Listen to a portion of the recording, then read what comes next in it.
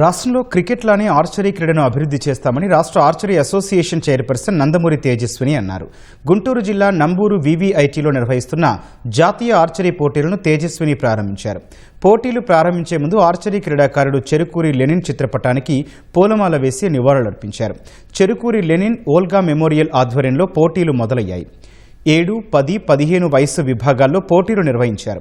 నేటి నుంచి ఏప్రిల్ 6 వరకు పోటీలు జరగనున్నాయి. వివిధ రాష్ట్రాలకు చెందిన 1000 మంది క్రీడాకారులు పోటీలకు హాజరయ్యారు. చాలా ఆనందంగా ఉంది. And on behalf of Andhra association మేము నేషనల్స్ హోస్ట్ చేస్తున్నాము. అండ్ చాలా పార్టిసిపెంట్స్ చాలా స్టేట్స్ నుంచి వచ్చారు. సో వీఆర్ వెరీ హ్యాపీ ఇవాళ ఇంత పార్టిసిపేషన్ చూడడం, వీళ్ళందరినీ ప్రోత్సహించడం కోసం ఇంతమంది వచ్చారు ఇవాళ.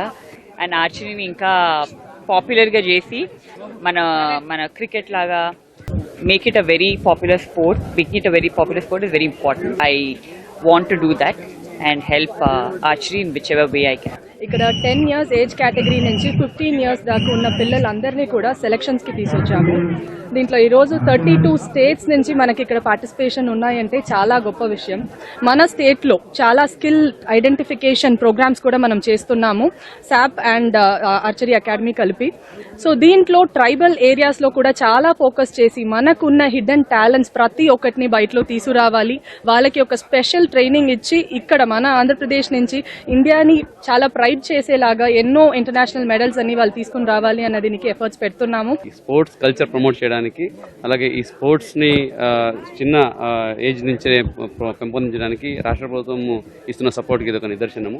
ఆర్చరీ అనేది ఒక మంచి గేమ్. ఒలింపిక్ గోల్డ్ మెడల్ తీసుకొచ్చే పొటెన్షియల్ మన రాష్ట్రానికి ఉంది.